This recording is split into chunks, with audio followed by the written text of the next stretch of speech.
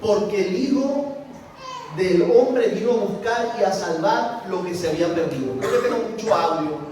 Si me puedo bajar un poquito, porfa. Quiero empezar, con además de esta palabra, quiero empezar con una pregunta.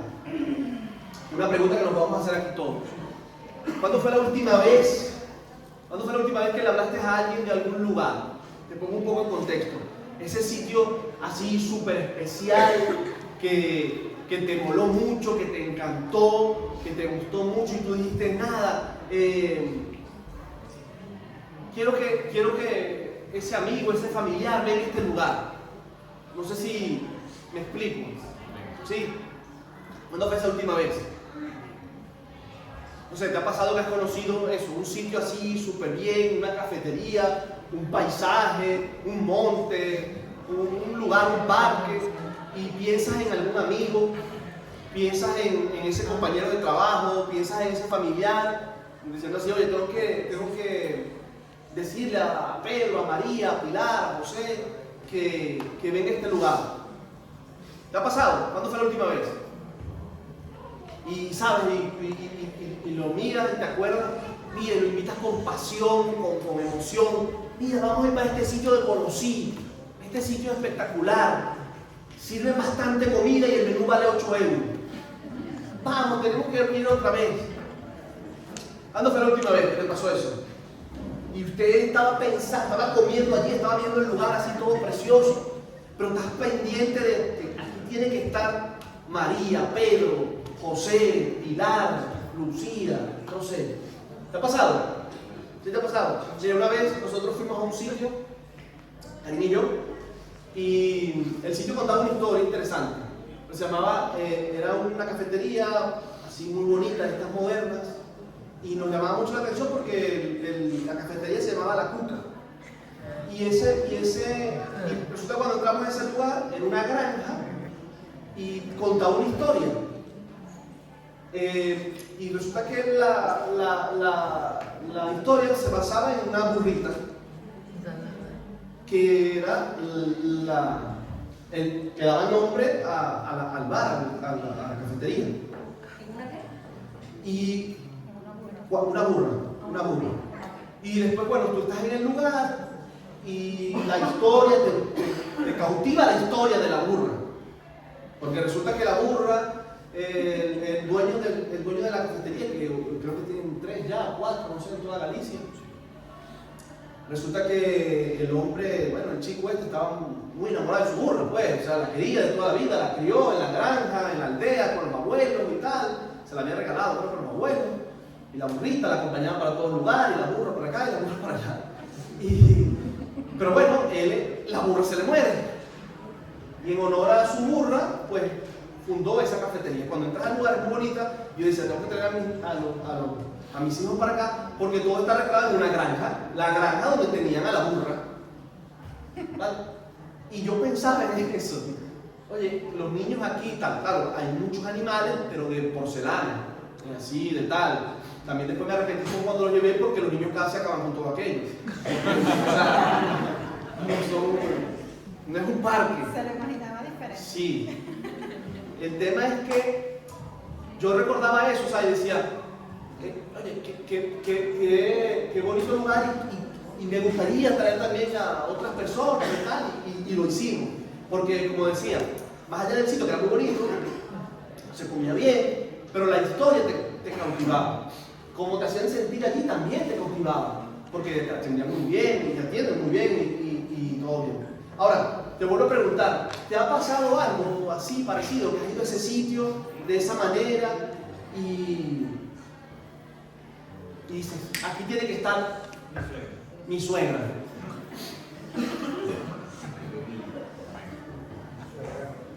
Hace una semana conversaba con un amigo en el grupo, en nuestro grupo pequeño, y él decía que él no entendía, pero o sea, que algo pasaba. Dice, yo no sé qué pasa, pero sí es cierto que a medida que pasa el tiempo, no sé por qué, uno va como que perdiendo las ganas de invitar a alguien más al grupo o a alguien más a la iglesia. No sé por qué, pero algo sucede o no sé si es que te cansabas de que te rechazaran porque has invitado 1300 veces, no a la cafetería, sino bueno, en este caso a la iglesia o al grupo, y no, es que yo estoy cansado que me rechacen. Y pues de alguna manera no lo invitas más. Entonces pierdes como que esa sensibilidad o esas ganas o esa pasión de que cuando ves ese lugar dices, voy a seguir invitando, voy a invitar, no, porque ya como que voy perdiendo el entusiasmo. Y vuelvo yo con mis preguntas. ¿Cuándo fue la última vez? Respóndelo allí en tu corazón. Que invitaste a alguien, un amigo, un familiar, tal vez no tan cercano, un compañero de trabajo, a este lugar. En este caso, pues a la iglesia, al grupo. ¿Cuándo fue la última vez? Respóndelo. ¿Cuándo fue la última vez que invitaste a alguien? Te invito para este lugar. Te invito para mi casa, te invito para mi grupo, para el grupo de un amigo que compartimos allí. ¿Cuándo fue la última vez? Está serio, que me da miedo, tiene miedo. Mira, hay una estadística que dice que, en línea general, o sea, no nada más, obviamente no nada más hablamos de nuestra iglesia, pero dice que hemos perdido la pasión por compartir con aquellas personas que no creen en Jesús. Quizás algunos siguen sintiendo parte de la responsabilidad, otros pueden tener la inquietud, tal vez por hacerlo, pero según esta estadística, y yo también puedo hablarlo por mí mismo, y no es que estamos orgullosos de eso ni mucho menos, pero de alguna manera perdemos la pasión por hablar de Jesús. Y las prioridades de muchos creyentes hoy en día tienen que ver con cumplir proyectos personales. Y ojo, el Evangelio no decimos que no tenga respuesta para estas cosas, todo lo contrario. El Evangelio también habla de paz, habla de prosperidad, habla de bienestar, habla de salud, habla de crecimiento, claro que sí. Pero escucha esto y que es clave. El crecimiento que nos habla las Escrituras, que nos habla la palabra de Dios, no es el nuestro propiamente, sino es el crecimiento de Jesús en nosotros. Amén. Lo repito, las Escrituras no hablan precisamente del crecimiento de nosotros propiamente, sino del crecimiento de Jesús en nosotros. Es la formación de Cristo en la vida de cada uno de nosotros, porque lo necesitamos. Yo primero. Y si nos fijamos en la vida de Jesús, estudiamos la vida de Jesús, no parece igualmente que su prioridad sea el mismo. No lo muestra así, porque lo que vemos es él mismo constantemente viviendo por los demás. No está pensando en su tranquilidad o en su comodidad. En su primera predicación, Jesús dijo que había venido ¿para qué? Dice, para pregonar buenas noticias a los pobres. Él mismo dijo también que había venido para servir y no para ser servido. Y también dijo que vino a buscar y a salvar lo que se había perdido. Así que si tuviésemos que hacer dos preguntas que nos ayudaran a entender la vida de Jesús y la nuestra, yo creo que serían dos. Yo sigo con mis preguntas. ¿A qué vino Jesús? ¿A qué vino Jesús? A rescatar a sus hijos. ¿Y a qué hemos sido llamados entonces nosotros? A ser rescatados y a sumarnos también a ese rescate. Yo creo firmemente que nuestras vidas, en este momento, no quiero generalizar, pero en la mayoría de los casos, nuestras vidas no se corresponden con estas respuestas.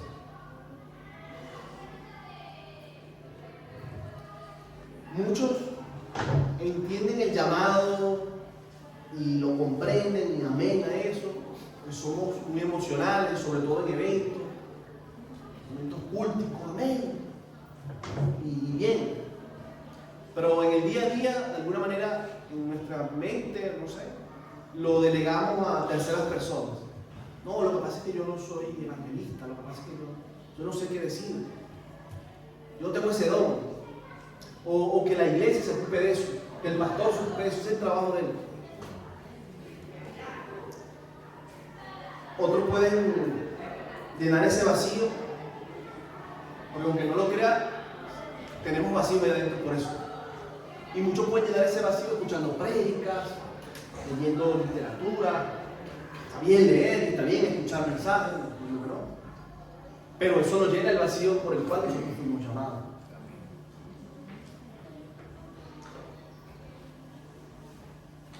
Y como decía, luego en la práctica, en el día a día, las cosas se quedan como están, sin darnos cuenta, nos hemos ido permitiendo construir una vida en el nombre de Jesús, pero sin Jesús.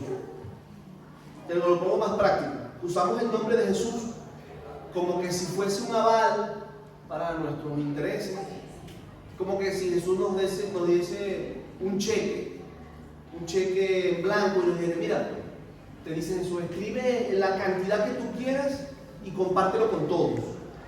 Escribe allí 5 millones de euros y compártelos.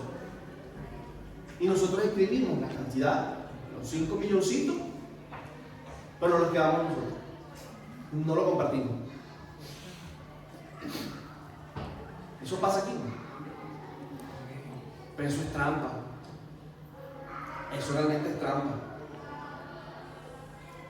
Y sin darnos cuenta vivimos un cristianismo que impide que no nos tomemos el Evangelio con seriedad o con la seriedad que eso se requiere. Y le pido perdón, por favor, porque hemos empezado así con mucho regaño, ¿no? Está nervioso, está tenso. Yo me voy para que me esté regañando, me regañe mi madre. Pero es la realidad. Y repito, no digo esto para que nos sintamos mal, ni mucho menos. Yo no creo que la culpa, que el hacerte sentir mal, sea un motivador o sea un catalizador para que vayamos y compartamos el Evangelio. Para nada, para nada. Yo creo firmemente en el amor genuino, que eso nos impulse a hablar de Jesús. Yo no creo en el miedo, en meterle miedo a las personas para que, porque si no te vas a ir al infierno. No, Jesús no nos enseñó de esa manera. ¿Estamos aquí? Sí. Yo creo que todos los que estamos aquí creemos firmemente que la vida de Jesús es la vida que vale la pena ser vivida. ¿Sí o no? ¿Lo creemos o no? Por eso, querida iglesia, necesitamos pedirle a Dios que avive el fuego en nosotros, que avive el fuego en nosotros por aquellas personas que no le conocen. Y repito, que no solamente sea un evento, que no solamente sea el sábado, el domingo de avivamiento, el lunes, el viernes, el evento tal y cual. Estoy yo, José Gabriel, viviendo la misión de buscar y salvar al que se ha perdido. Esa es una pregunta que yo tengo que hacer. ¿Qué le parece si vamos a la Biblia en Lucas 19? Busquen en su Biblia, Lucas 19, vamos a ver una historia que seguro muchos la conocen. Lucas 19, versículo 1. Seguro muchos la conocen. Pero yo te pido por favor, si tú ya la conoces, si la has leído ya muchas veces, que nos pasa eso. Sí, ya yo sé, la historia de Zaqueo, yo me la sé de memoria. Pero Dios siempre nos puede hablar. Tú puedes leer la Biblia 17,000 veces, pero en ese mismo texto Dios te habló un día de una cosa y en otro momento te habló de otra. Así que vamos a leer la palabra de Dios. ¿Amén? Dice Lucas 19, versículo 1. Usted no está tenso, ¿no? O nervioso. Vale. Dice, Jesús llegó a Jericó y comenzó a cruzar la ciudad. Resulta que había allí un hombre llamado Zaqueo, jefe de los recaudadores de impuestos. No nada más que era jefe, sino que era rico, dice. Estaba tratando de ver quién era Jesús, pero ¿Qué pasó? La multitud se lo impedía, pues era de baja estatura. Por eso se adelantó corriendo y se subió a un árbol sicomoro para poder verlo, ya que Jesús iba a pasar por allí. Llegando al lugar, Jesús miró hacia arriba y le dijo, ¿quién miró primero? Jesús, ¿verdad? Jesús miró hacia arriba y le dijo, Zaqueo, baja enseguida, tengo que quedarme hoy en tu casa. Tengo que quedarme hoy en tu casa. Así que se apresuró a bajar y muy contento recibió a Jesús en su casa. Muy contento. Y al ver esto, todos empezaron a murmurar. Ha ido a hospedarse con un pecador.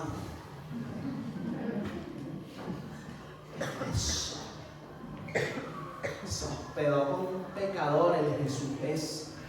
Y dice, ¿y eso qué dice que es Dios? Pero Zaqueo dijo resueltamente, mira, Señor, ahora mismo voy a dar a los pobres la mitad de mis bienes.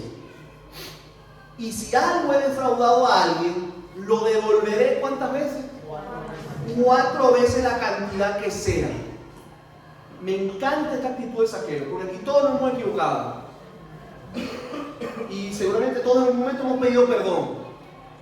Y a lo mejor hemos fallado, hemos roto algo. Pero nos cuesta restaurar. O nos cuesta devolver. Sí, perdóname.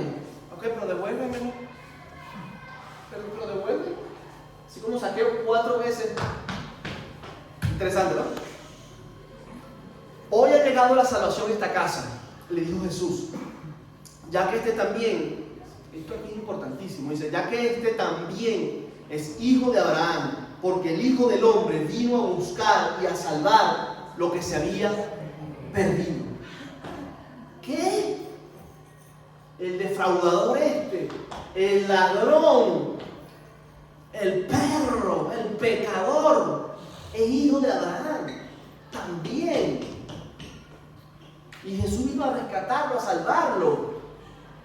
Puede ser. Mire, para entender mejor qué significa esto de hablar de Jesús, yo quiero que rápidamente analicemos 3 elementos que intervienen en este texto. Y de los 3 personajes, si lo podemos decir así, ¿no? Que el primero es Zaqueo, la multitud y Jesús. Vale, empezamos por Zaqueo. El rasgo tal vez más distintivo para nosotros de Zaqueo, para muchos que lo conocen, digo que lo conocen o que han leído la historia, ¿qué era Zaqueo? ¿Qué es lo que más le caracterizaba? ¿Qué era? Era bajito de estatura. Bueno, sabemos que era acá, pero era bajito. El hombre cuenta allí la historia que era bajito, ¿no? Pero, eso es para nosotros tal vez, lo que más distinguía, pero para la época, lo que más llamaba la atención de lo que la gente realmente conocía de Zaqueo es que no solamente que era bajito, sino que era recaudador de impuestos. Y los recaudadores de impuestos, como muchos sabéis, eran personas que trabajaban trabajaban y servían a Roma, al imperio que tenía allí conquistado, allí dominado a esa gente, los maltrataba y lo que sea.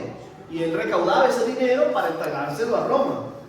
O sea, extorsionaba, abusaba de su propia gente. Ahora, pero Zaqueo no solamente era recaudador de impuestos, era el jefe.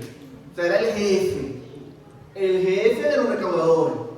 El que coordinaba, el que tenía toda la responsabilidad de extorsionar, de robar a esa gente, de recoger ese dinero. El que hacía esa extorsión, el que hacía esa obra, ¿no? Y la Biblia enseña que era rico, es decir, que seguramente lo hacía muy bien. ¿Vale? Ahora, hoy en día ese hombre lo más parecido puede ser a un mafioso, que ustedes tal vez conozcan o no conozcan, pero no. El mafioso de la esquina, el mafioso de tal, tío que hacía mucho daño a su propio pueblo. Ahora, desde la cosmovisión judía, que no es la nuestra, y esto es importante, un recaudador de impuestos estaba en el ranking más bajo de una persona digna, ¿no? Porque el recaudador de impuestos estaba en la misma posición de las prostitutas, de los criminales, de los recaudadores de impuestos. Para el judío, como ellos lo miraban, es la misma gente. Hoy en día usted y yo no. Usted conoce una persona que es un extorsionador o que se aprovecha, usted no lo va a tener en el ranking de asesinos, de criminales, ¿no? Pero para ellos esto era lo peor de lo peor. Sin embargo, hay algo que está pasando dentro del Zaqueo. Porque cuando descubre que Jesús va a pasar por la ciudad, él nos da varias pistas, o el texto nos da varias pistas, que Zaqueo tenía más que curiosidad por ver al hombre popular de la época, porque en ese momento Jesús era muy popular, estaba en su top de popularidad. Hombre, que no quería ver al fulano Jesús. Y dice el texto que primero que corrió a verlo. Y para el judío, para ellos, es un acto indigno. Para una persona madura, un hombre, salir corriendo en medio de la calle, de lo que sea, eso era indigno. Por eso caía, decíamos, había esa necesidad, o sea, algo estaba pasando en la vida de este hombre. Y dice que también no se queda ahí, sino que subió un árbol, lo cual es aún más humillante para la época, porque eso normalmente lo podría hacer un niño, pero un hombre adulto no lo hacía. Y lo interesante es que no le importó lo que dijera la sociedad de él. Él fue y lo hizo. No importa que lo despreciaran un poquito más, porque ya lo despreciaban. Bueno, que me desprecien un poquito más, con tal de ver a Jesús. A él le parece eso un buen plan. Y esta palabra, como digo, es muy importante, ver, corrió a verlo. Ahora, lo interesante es que Zaqueo pensaba que él era el que estaba siguiendo a Jesús, que él era el que estaba viendo a Jesús. Pero lo que no sabía era que Jesús lo estaba mirando a él. Que Jesús sabía su nombre. Porque el versículo 5 dice, llegando al lugar, Jesús miró hacia arriba y le dijo, Zaqueo, baja enseguida, tengo que quedarme hoy en tu casa. Yo creo que estoy persiguiendo a Jesús. Me tiene rato viéndome. Me está siguiendo. Yo creo que me estoy escapando. Pero Él nos está viendo. Él nos está siguiendo. Él está más pendiente de nosotros que lo que uno cree. Ah, pero es que no me responde, es que no lo veo. Pero Él sí nos está viendo. Yo prefiero mil veces no ver a Jesús, pero que Él me mire a mí. Porque Él sabrá, Él es soberano. Y ahí aparece el segundo personaje de esta conversación, ¿no? La multitud. La multitud, dice el versículo 7, al ver esto todos empezaron a murmurar, ha ido a hospedarse un pecador. Y quiero dar una cosa aquí, también importante, para analizar bien este texto. Hospedarse para ellos, para la cosmovisión judía, no era cualquier cosa, no era un ratito y ya. Para ellos, la palabra hospedaje significaba pasar incluso probablemente un día completo con Jesús. Es un acto que involucraba la bienvenida al hogar, el comer juntos, el compartir juntos, el sentarnos juntos. ¿Sí? ¿Me estás entendiendo? Estamos en el contexto. Ahora, quiero que pienses en este momento, y te pido por favor que no dejes la mente en blanco. Vale, no dejes la mente en blanco, hazme caso. Que pienses en este momento en una persona que te caiga mal, que no la soportes. Ay, sí. No tienes a nadie. Pero te lo pongo más fácil. Piensa ahora en una persona que a ti te parezca que realmente es muy, muy malo. Pero muy malo. Muy malo. Por favor, piénsalo. No quiero que la dejes la mente en blanco, porque bueno, esto se está haciendo tonterías. No, piénsalo. Si quieres te doy media hora para que lo pienses. No hace falta.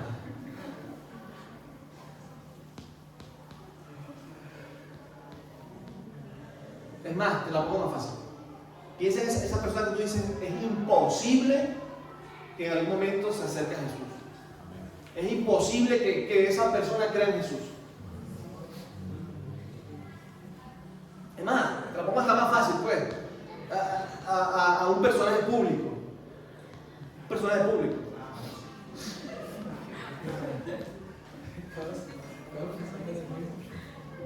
¿Ya la tienes? ¿La tienes? Ay, qué lindo, ¿no? Qué bonito.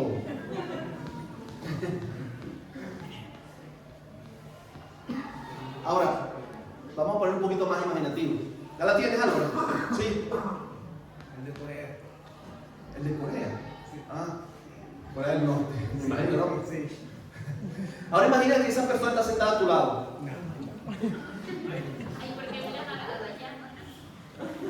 Hombre, que a lo mejor es casualidad si la que tienes a tu lado es la persona que pensaste, pero bueno, ya son dos veces más.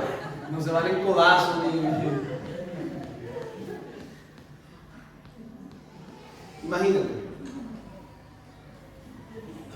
La tienes a tu lado. ¿Ya la tienes a tu lado? ¿Ya la pensaste? ¿Seguro? ¿Sí? Bueno, ahora la de 3, dime la persona.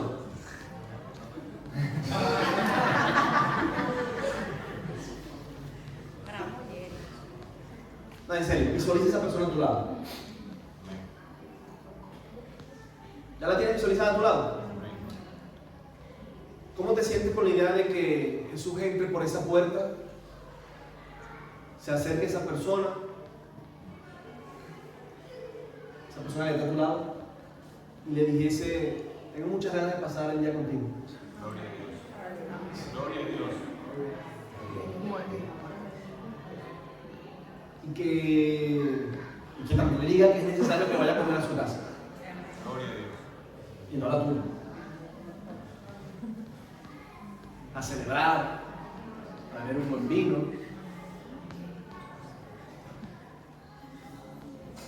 A hablar de cosas serias. A ayudarle a cambiar su vida, a transformar su vida. Para que de esa manera la gente lo pueda mirar también de otro modo. ¿Qué tal? Si eres honesto contigo, si eres honesto con la respuesta y te incomoda esa imagen, tu problema no es solamente con esa persona, tu problema es con Jesús.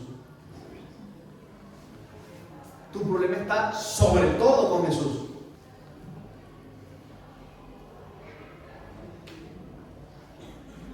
Se acabó la risa.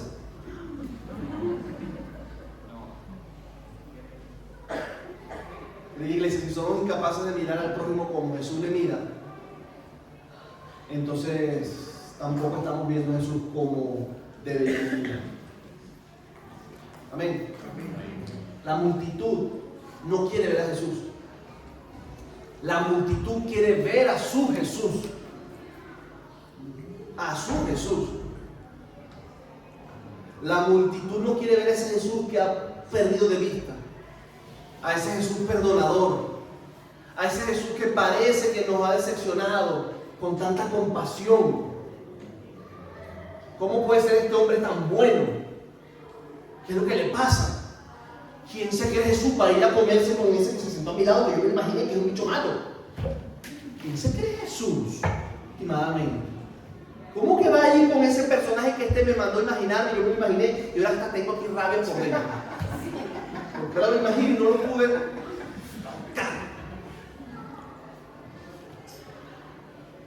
¿Quién se cree Jesús? Ese es el pensamiento de la multitud. Y lamentándolo mucho, desde las trincheras, desde la multitud, nos sumamos a la misión de Dios. Desde ese lugar nos sumamos. Más bien, bloqueamos el encuentro de Jesús que Él tiene con los perdidos. ¿Está de acuerdo conmigo? Mira, el filósofo cristiano Soren dice una expresión que yo cuando la leí, dice: la multitud es mentira. La multitud es mentira. Es decir, dice, la multitud nos miente acerca de nosotros mismos, nos miente acerca del prójimo y nos miente acerca de Dios. Por eso no seas multitud, sal de la multitud. Amén. Amén. Y lo tercero es que ahí entra la tercera escena, entra Jesús. ¿Recuerdan quién fue el primero que hablamos? Zaqueo, la multitud y Jesús. Y además que Jesús entra allí en escena, que Jesús tiene siempre esa preciosa e incómoda habilidad de hacer siempre lo que no te esperas. ¿Usted le ha pedido a Dios un milagro? Y tú dices, Dios mío, pero yo no me imaginaba esta manera de respuesta. Pero si más bien estoy pasando es el proceso más duro. ¿Qué respuesta es esa, Señor? ¿Por cómo es esto? Porque yo pensé que tú ibas a responder A, B y C y resulta que Jesús te responde C, D y E. ¿Te ha pasado? Jesús tiene esa habilidad. Hacer lo que ninguno de nosotros haría. Y en ese momento menos. Y ni siquiera se les ocurriría hacer eso. Esta historia de Zaqueo no solamente, insisto, nos confronta, también nos invita de una manera amorosa a salir de la multitud. A salir de la multitud y empezar a vivir una vida con Jesús. Insisto, es lo que realmente llena nuestras vidas. Y ahora lo que Jesús va a hacer no solamente es una muestra de su carácter y de su amor por los demás, es una guía de cómo nosotros deberíamos de actuar, de cómo nosotros deberíamos seguir realmente aquellos que amamos al Señor y amamos lo que Él ama. Y también a ese, el que tienes a tu lado, hay que te imaginar, a ese también. Yo quiero invitar a los chicos de adoración, que ya vamos a terminar, para concluir. Hay varias cosas que podemos ver en las acciones de Jesús, que son muy buenas, que son muy bonitas, y sobre todo que nos demuestran su carácter. La primera cosa es que hace Jesús es que Él busca al perdido. Jesús no solamente dijo, vengo a buscar al perdido, es que lo hizo. Es que vemos claramente, querida iglesia, su comportamiento como una actitud de búsqueda activa. El texto dice que Jesús tenía la idea de cruzar Jericó, pero estuvo dispuesto a interrumpir ese camino. ¿Por quién? Parece que él estaba buscando a alguien, por uno solo, y no un hermanito de eso así que usted tiene a su lado, un hermanito bueno, gente bien, por un malo, por ese que te imaginaste que tienes a tu lado. Estuvo dispuesto a interrumpir su camino porque él iba para Jerusalén, a la cruz, a darle la salvación a todos. Y dijo, no, por este me detengo y me paro aquí un momento y lo busco y lo miro. Bájate de ahí, Zaqueo, vente. Y aquel tonto creía que lo estaba buscando. No, yo te estoy buscando a ti. Yo atravieso esto por ti. Porque si usted mira el capítulo anterior de Lucas, que sana a Bartimeo, la historia de Bartimeo. Yo quiero ver. Jesús dice que empieza a Jericó. Dice cuando pasa por aquí con Zaqueo, dice que atraviesa con un propósito. Jesús está atento a las miradas. Así te sube un árbol. Pero también nos invita a nosotros a hacer lo mismo. Estemos atentos a las miradas. ¿Cuántas personas hay a tu alrededor que vamos tan rápido en el día a día que no estamos atentos? Mire, un ejercicio fácil, los que usamos mucho el móvil. Usted pasa por cualquier calle que ya usted haya pasado 1000 veces y pase sin el móvil y usted va a ver edificios nuevos. Este edificio no estaba aquí. ¿En qué momento hicieron este montón de edificios? No vi interés, no vi ni obras. Claro, porque vivimos distraídos. Vivimos con la cabeza abajo. Vivimos así. ¿Me pasa a mí solamente? Creo que no. Jesús nos enseña. Búsqueda activa. Abrir los ojos. Hay necesidad. Lo segundo que hace Jesús es que lo llama por su nombre. Miren, lo cumbre de esto es que el significado de Zaqueo, o lo irónico, es puro, justo. Eso es lo que significa Zaqueo. Al ladrón este. Jesús lo llama por su nombre. Zaqueo. Justo. Este es justo. Este tío es justo. Este es puro. Cuando para la gente Zaqueo era un traidor, indigno, Pero Jesús nunca nos llama por nuestro valor social. Jesús nunca te ha llamado a ti por tu valor, por lo que te dice la sociedad que tú supuestamente eres. Jesús tampoco murmura como murmuró el resto, como murmuró la multitud. Jesús no lo trató como la multitud. Jesús lo conoce y lo llama por su nombre. Yo creo que te imagines un segundo la cara de Zaqueo en ese momento. La cara de Zaqueo en ese momento cuando el mismo Dios que le dijo a Moisés: por cuanto has hallado gracia en mis ojos y te he conocido por tu nombre. El Dios que le dijo a Isaías y a su pueblo: no temas, porque yo te redimí, te puse nombre mío, eres tú. Y ese mismo Dios que le dijo a todos los personajes, héroes de la fe, le dice a este indigno para la sociedad: Zaqueo, lo llama por su nombre. Zaqueo, baja de ahí. Hoy necesito encontrarme contigo. Yo no sé si usted está entendiendo esto, pero esto es muy, muy profundo. Hoy Jesús te llama por su nombre. Pero no simplemente te quedes con eso. Ay, gracias Dios porque tú me llamas. Pero tú también estás llamado a llamar a ese que te ha actuado con tu nombre. Porque ese fue el ejemplo que nos llamó, que nos dio.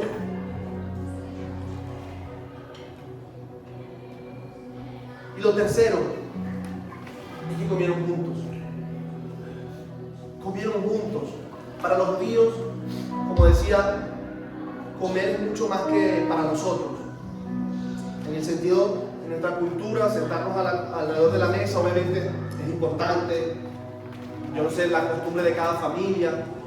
Yo recuerdo en mi casa desde pequeñito, mis padres nos prohibían sentarnos a la mesa sin una camiseta. Vaya y vístase, lávese las manos. Sentarse sin discutir, vamos a comer. Es un momento importante, un momento que se agradece, sagrado. O sea, es el sustento del trabajo. Vamos a comer, es un momento importante. Depende de la cultura de cada país, de cada familia. A mí siempre me lo enseñaban a dar las gracias. Hasta lo veía en mi suegro. Luego después que conocía a Karina, mi suegro se sentaba a la mesa. Gracias Dios, gracias Dios, gracias Dios. Y tal vez no lo ves en una iglesia todos los días. Pero él entendía que sin Dios él no podía tener esos alimentos. Es un momento importante. Y le animo que usted también lo pueda hacer, si no lo hace. Denle el valor. Eso igual en mi casa estaba prohibido. Eso de que vamos a comer, eso cada quien come en un lugar. No, yo voy para la habitación, yo voy para el salón y yo en la mesa. No. Aquí todos a comer, en la mesa, todos juntos.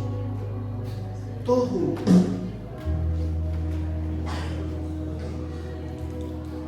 La importancia de comer juntos.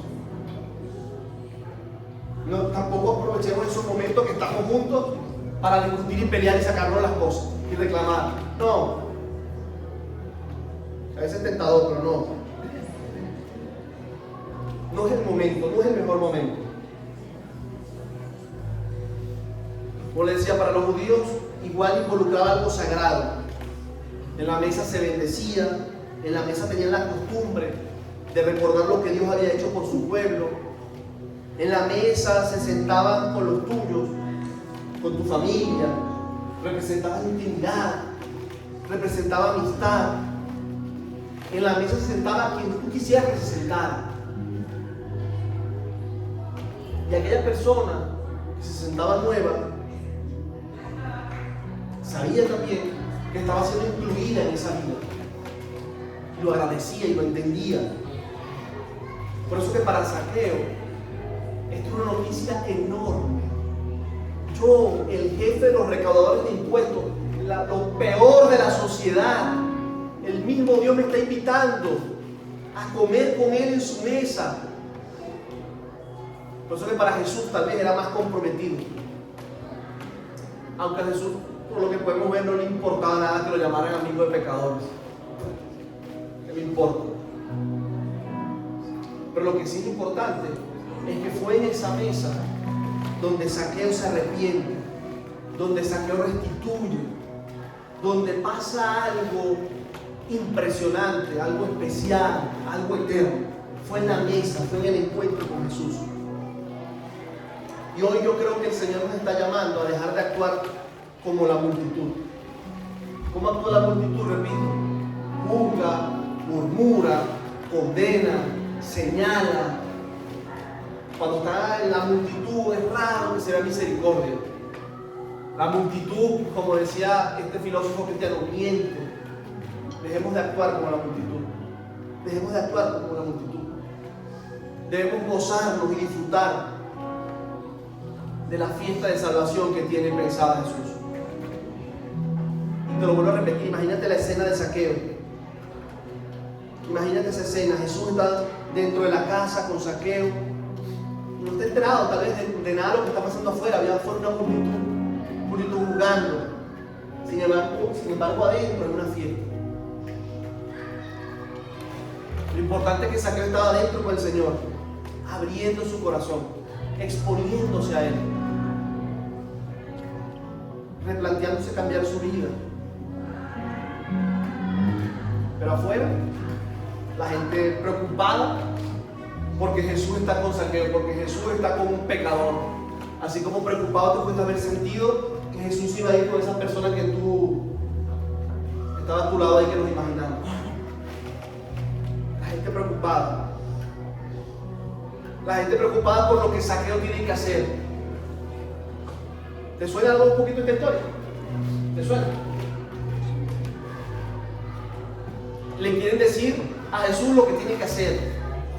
Yo creo que ya está bien de eso. Ya está bien de estar pensando en lo que tiene que hacer Pedro, María, José. Invita. Cuando la pregunta real que todos deberíamos hacernos, ¿qué vamos a hacer nosotros? Fíjate qué tiene que hacer Zaqueo, qué tiene que hacer Jesús. ¿Qué voy a hacer yo? ¿Qué vamos a hacer nosotros? ¿Y dónde vamos a estar nosotros? ¿Y dónde vamos a estar nosotros? Si nos vamos a quedar afuera, con la multitud, o si vamos a buscar a más personas para disfrutar de esta fiesta. Amén. Amén. ¿Qué te parece si en esta mañana, una vez más, nos comprometemos a hacer ese llamado de Jesús, a hacer eso que Jesús hizo? Esto aplícalo para todo, por favor. No perdamos el enfoque. La multitud hace perder el enfoque. Enfócate en lo que Jesús dice, enfócate en lo que tú tienes que hacer, no en lo que está haciendo el vecino, el compañero. ¿Qué voy a hacer yo hoy por mi vida, por lo que Jesús me llamó a hacer, por mi trabajo, por mi familia? Hoy, ¿qué voy a hacer? Ponte de pie, vamos a adorar al Señor. Iglesia.